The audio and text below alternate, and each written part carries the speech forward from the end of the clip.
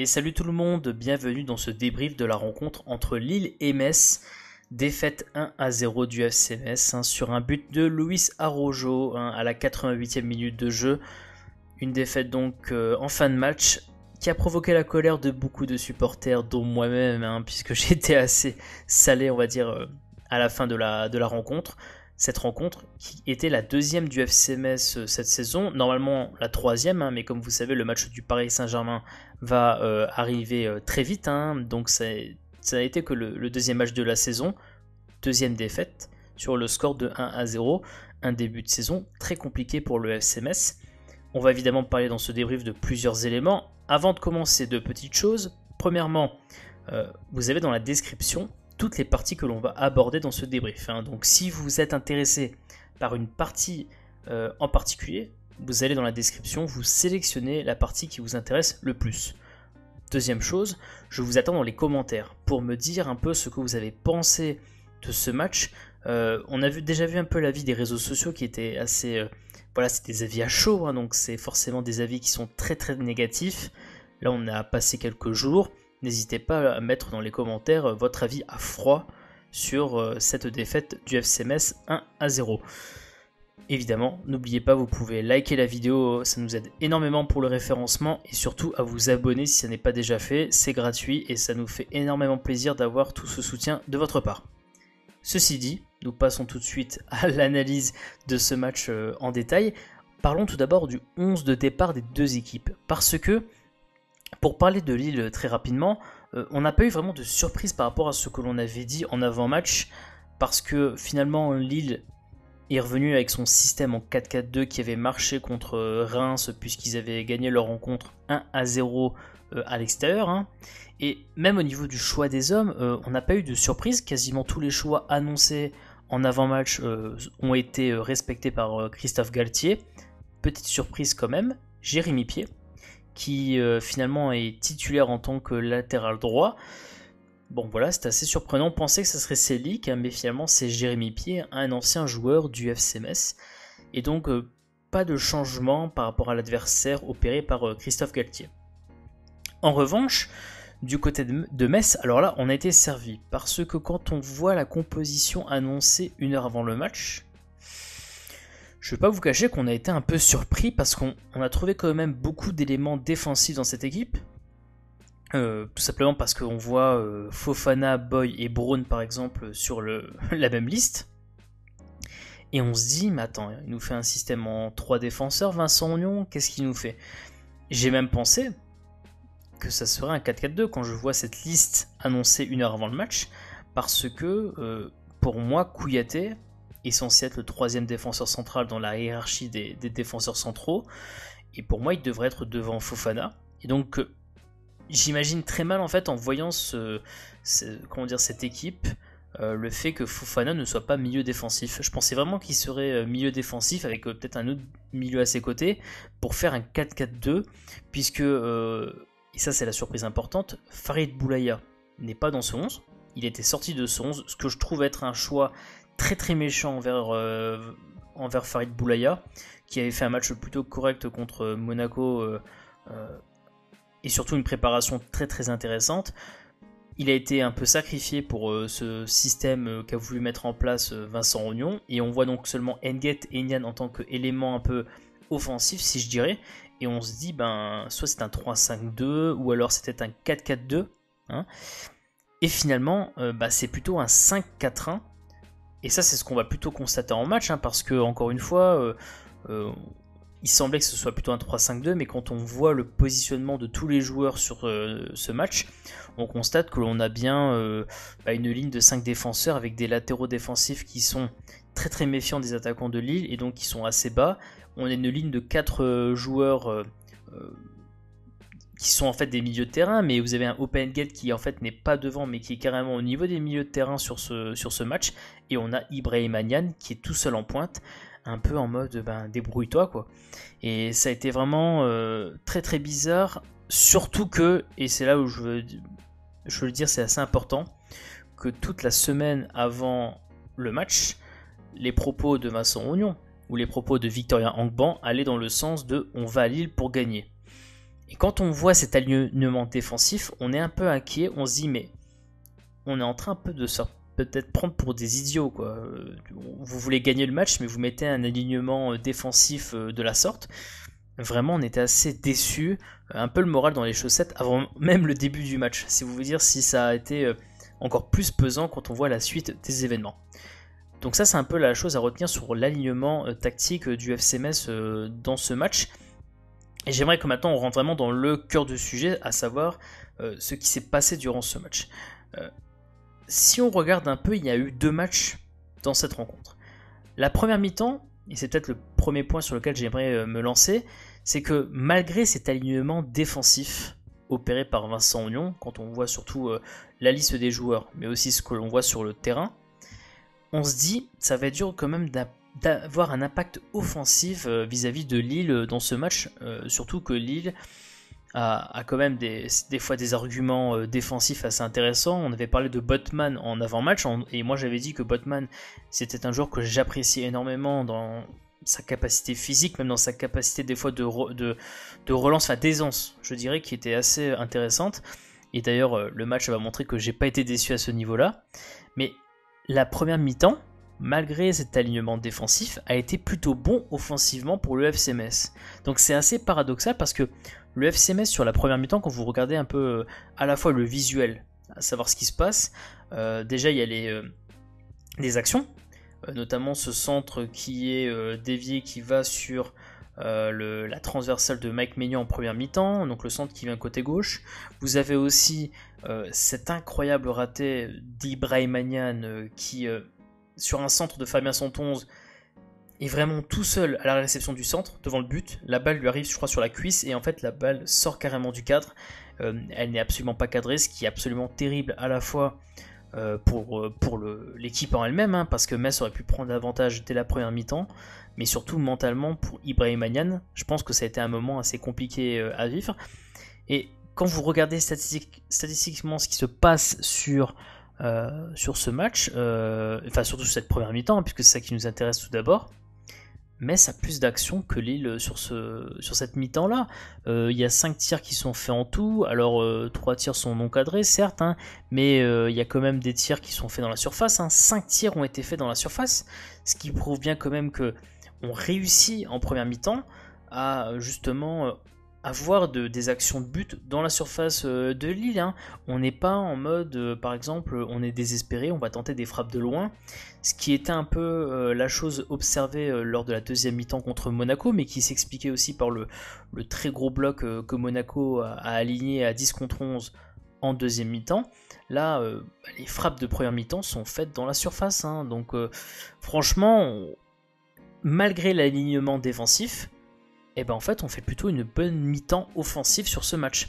Et c'est là où justement c'est incroyable de se dire que à chaud on a l'impression que les joueurs en fait font l'offensive de l'équipe, en fait font l'aspect offensif de l'équipe, mais on se rend compte qu'avec une équipe qui sur le papier paraît très défensif, on arrive quand même à être plus menaçant que l'adversaire offensivement.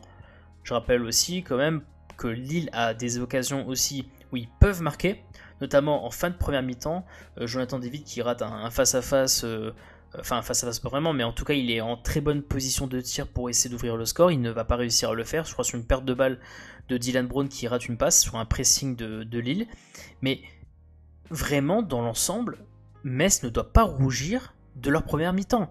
La première mi-temps, si je suis dans le staff, je suis très content, enfin très content c'est peut-être exagéré, mais en tout cas je suis content de la première mi-temps offensivement du FC Metz, d'autant que défensivement, le FC Metz, à part on va dire 2 occasions cadrées qui sont dangereuses, le FC Metz a très bien réussi à bloquer le travail des ailiers offensifs. Je rappelle qu'en avant-match, on avait très bien signifié que les ailiers offensifs du côté de Lille étaient la vraie menace, la menace la plus importante. Et on voit finalement que la formation tactique optée par Vincent Aignan, savoir ce 5-4-1, a totalement bloqué le travail des ailiers offensifs qui ne pouvaient quasiment plus en fait créer le danger. Ça laissait aussi peu d'espace aux latéraux défensif de Lille pour essayer d'exploiter ce côté, parce qu'il y avait toujours une présence avec cet élargissement de la ligne du FC Metz. Et la première mi-temps, elle est bonne défensivement et elle est bonne aussi offensivement. Donc la première mi-temps est vraiment très encourageante. Et c'est vrai que quand on arrive au vestiaire, on se dit, il y a peut-être quelque chose à faire. Alors certes, Nian rate une occasion importante, mais on se dit, ça peut être un match où on peut ramener plus qu'un point. On était très très confiant sur le fait que le point du match nul pouvait largement être obtenu à la mi-temps, quand on rentre au vestiaire, et on se disait, pourquoi pas, les 3 points, il y a quelque chose d'assez intéressant à faire. Et donc là, on arrive à cette deuxième mi-temps, et alors là, la deuxième mi-temps, franchement, dès les premières minutes, vous regardez le positionnement de l'équipe vers la 46e minute de jeu, l'équipe, elle est très très basse. Très très basse. Et c'est là où je comprends pas ce qui se passe à la mi-temps.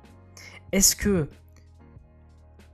les consignes sont de Lille va essayer de pousser parce qu'ils veulent gagner le match, et dans ce cas-là, on va les atteindre très très bas pour essayer de jouer le contre. Peut-être que c'était la consigne donnée, hein, c'est possible, mais si cette consigne-là a été donnée dans le but de jouer les contres en poussant Lille en fait à venir presser Metz, et ben ça a été un échec, parce que ce qu'on a ressenti dans cette deuxième mi-temps, c'est beaucoup plus de panique défensive déjà de la part du FC Metz.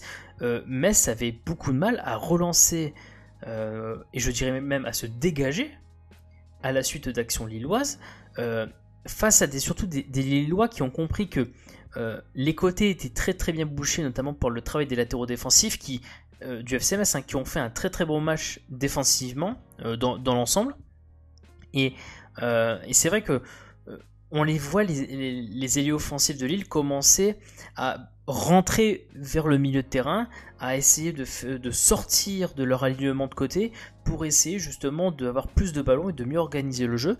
Et là, on sent vraiment que l'équipe de Metz commence à paniquer. Alors, c'est là où je comprends pas ce changement entre les deux, mais il n'y a plus vraiment cette assurance défensive, il y a vraiment une panique qui commence à s'installer.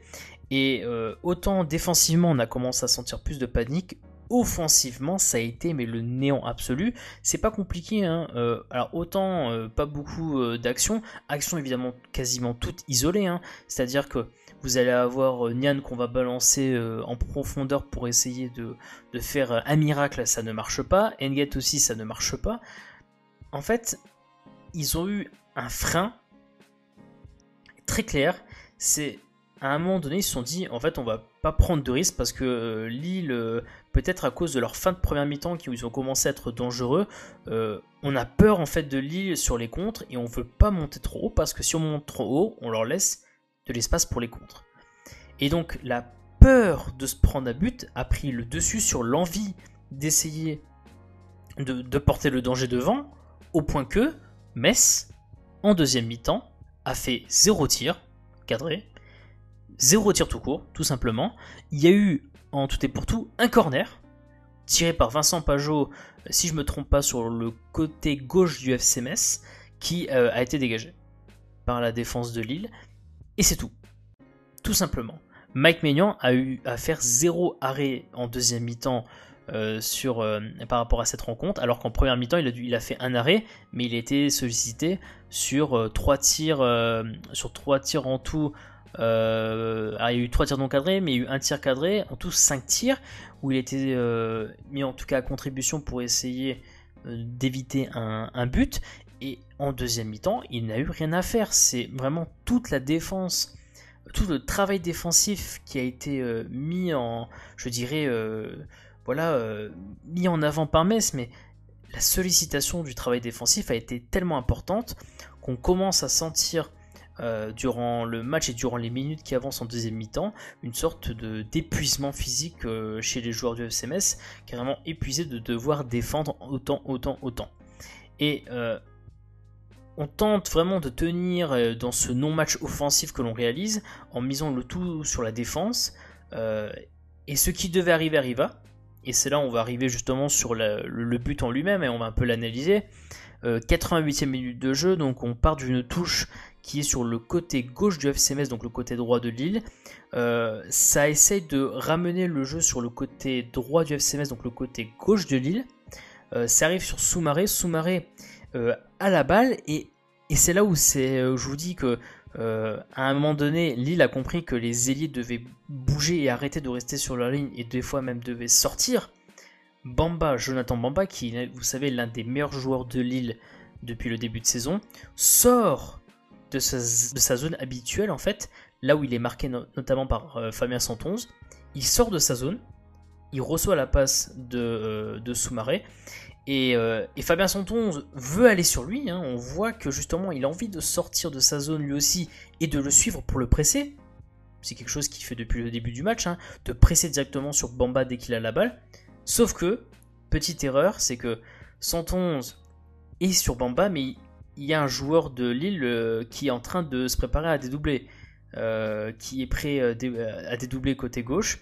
Et en fait, Santonze, voulant sortir sur Bamba, quand il a la balle dans les pieds, Santonze est assez loin, et Santonze voit que c'est en train de dédoubler dans son dos. Et là, il est pris de panique, il ne sait pas quoi faire. Est-ce que je dois le suivre? Est-ce que je dois aller sur Bamba? Et finalement, la passe est faite dans son dos, le dos de Santonze. Récupération du joueur qui avait dédoublé du côté de Lille. Passe. Donc on est sur la première erreur, hein. Déjà Santonze qui est dans l'hésitation. La passe du joueur de Lille qui a dédoublé dans l'axe, carrément dans la zone de surface, mais on est presque à l'entrée, hein, sur Luis Araujo. Et ça c'est la deuxième erreur, Luis Araujo qui est pas marqué, tout simplement. Et c'est le symbole, je dirais, de cette idée que Metz a commencé à vouloir défendre en zone en deuxième mi-temps et il le paye cash sur ce but-là parce que Araujo n'est marqué par personne alors qu'il y a quasiment toute la ligne défensive et du milieu de terrain du FC Metz qui est pratiquement dans la surface de réparation. Et en fait, personne ne marque Araujo. C'est pour vous dire à quel point Metz était dans une optique avec autant de défenseurs centraux présents dans la surface, avec les milieux de terrain, vraiment dans l'optique où on essaie de marquer une zone défensif au niveau de notre surface de réparation en étant si bas. Malheureusement, en fait, vous oubliez le marquage individuel et Araujo étant tout seul, reprend la frappe de volée, dire une très belle passe, hein, pour Araujo et marque le but. Et en fait, ça détruit carrément tout le projet annoncé dès le début du match, quasiment, qui était d'aligner une équipe assez défensive. Et surtout le projet de la deuxième mi-temps, parce que, encore une fois, la volonté de ne pas encaisser de but, c'est faite dès la deuxième mi-temps, avec ce bloc très très bas dans l'ensemble, et quand il fallait aller vers l'avant, cette non-volonté d'aller vers l'avant, et de rester encore très très bas, parce qu'on a peur des attaquants de Lille, et qu'on n'a pas envie de porter de danger. Et le but est un peu le symbole de cela, ce qui est forcément... Ce but-là est en fait une erreur collective, parce que c'est un peu, je dirais, l'illustration que le modèle collectif défensif qu'on a voulu mettre en place était pas bon, et en fait c'est aussi le fruit de deux erreurs qui s'additionnant donnent le but pour Lille, donc forcément une très très grande déception à ce niveau-là. Ce qui nous a amené forcément sur la fin du match, et là évidemment vous connaissez un peu tous les supporters de club sont comme cela, beaucoup de supporters, et c'est un petit peu mon coup de gueule que je vais dire dessus, beaucoup de supporters je dirais ont une volonté je dirais de trouver toujours un bouc émissaire, et préfèrent dire que c'est plus la faute d'un joueur qui a par exemple raté une occasion importante en première mi-temps, que de dire que la faute principale elle est avant tout collective et elle vient surtout de quelqu'un qui est sur le banc de touche. C'est-à-dire que dire que Nian, si on n'est pas bon, déjà qu'on n'a pas été bon offensivement et qu'en fait il faut trouver un autre attaquant, et me sortir en analyse de match il faut trouver un autre attaquant parce que Nian est nul, je suis désolé, c'est de la faiblesse intellectuelle de dire que entre guillemets on est nul, il faut changer d'attaquant. Je peux vous garantir que si c'est Diallo, d'accord, qui est à la place de Nian, qui met certes le but, et là je ne dis pas que Nian n'a pas été bon, ou bon, Nian n'a pas été bon. Il n'a pas été bon sur ce match, Nian. Il faut qu'on soit d'accord dessus. Mais, vous mettez Diallo met le but, très bien, on mène 1-0 à la fin de la première mi-temps. Mais je vous rassure, avec la mentalité qui était sur le terrain dès la 46e, on n'est pas mené 1-0 à la 46e, on ne mène pas 1-0 à la 46e, on est à 0-0 et on joue ultra défensif la deuxième mi-temps. Je vous laisse imaginer ce qui se passerait si on avait mené 1-0. Là, on pensait faire un hold-up. Si on avait mené 1-0, on aurait pensé faire un hold-up. Et donc, qu'est-ce qu'on aurait fait? La même chose que l'on a fait en deuxième mi-temps. On aurait joué très très bas comme les joueurs du FC Metz l'ont fait en deuxième mi-temps. On aurait été que ça. On aurait fait que ça. Et certainement que la sanction aurait été la même. On aurait pris un but, on aurait certes pris un point. Mais quand l'on me dise que le but de Nian, s'il avait réussi, évidemment que s'il réussit, peut-être que ça change le match.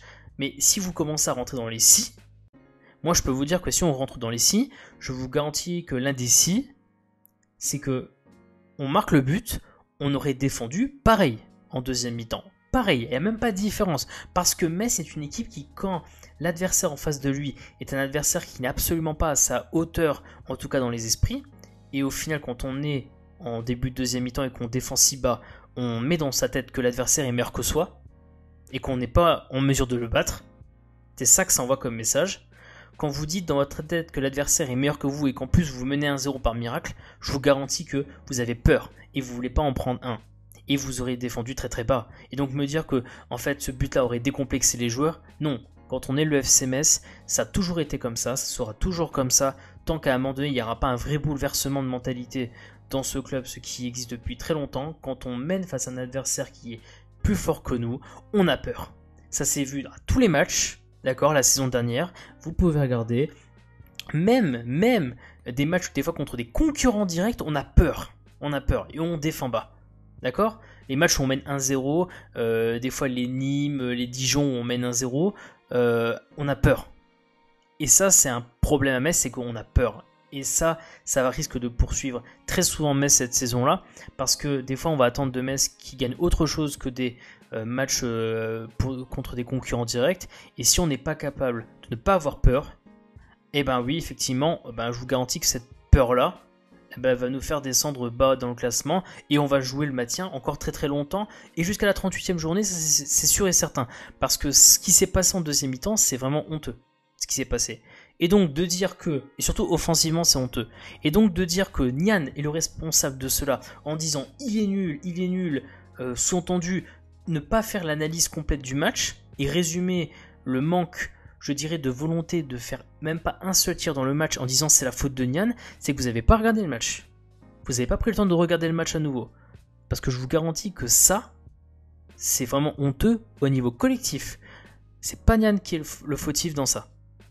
Tout ce que j'ai envie de dire à ce niveau-là, c'est juste un peu, et désolé un peu pour le ton que j'emploie, hein, je m'excuse si vous le prenez un peu mal, mais vraiment, il faut qu'à un moment donné, les personnes, ils arrêtent de réclamer des attaquants. Même Cheikh Diabaté n'aurait pas empêché ce qui s'est passé en deuxième mi-temps. D'accord? Même lui, il l'aurait pas fait. Donc, me parlez pas d'attaquants, ça ne sert à rien. C'est un faux débat. On le dit depuis des semaines, c'est pas un joueur qui fait une équipe. D'accord? Un joueur, ça peut sauver une équipe, et à Metz, on les connaît, les joueurs qui ont sauvé l'équipe. Hein. Diallo en est un exemple parfait. Quand vous êtes le seul buteur qui a marqué plus de 5 buts cette saison à Metz, et vous n'êtes qu'un seul joueur, et vous êtes Habib Diallo, oui, vous êtes un sauveur. Voilà. Mais non, on peut pas dire que Nian est le fautif. Il a raté une action importante, ça c'est vrai. Je suis entièrement d'accord avec vous.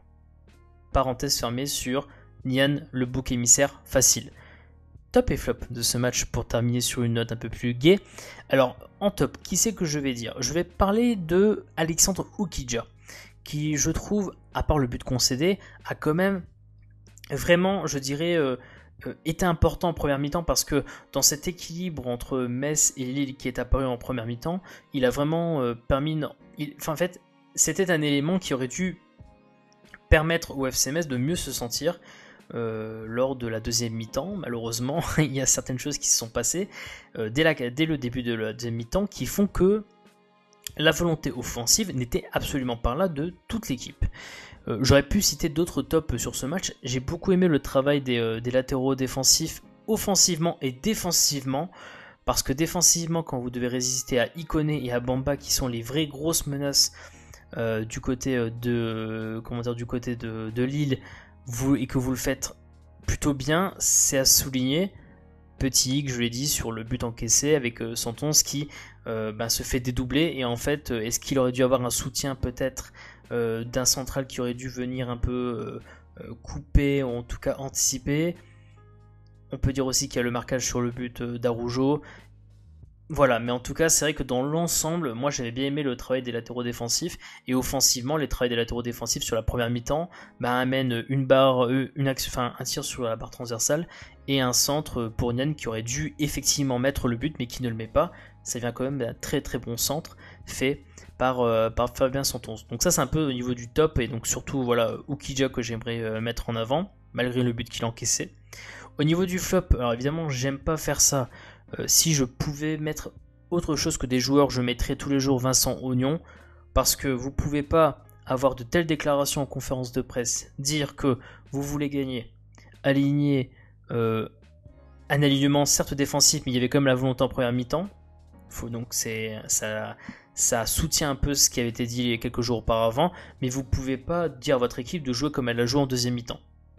Et c'est ça le plus gros problème que j'ai avec Vincent Aignan sur ce match-là, et qui en ferait un flop si je pouvais dire autre chose que des joueurs. Maintenant, si je dois dire des joueurs, deux joueurs qui peut-être m'ont un petit peu déçu sur ce match-là, je dirais clairement N'Guet et Nian. Parce que alors N'Guet fait son travail défensif, mais offensivement, effectivement,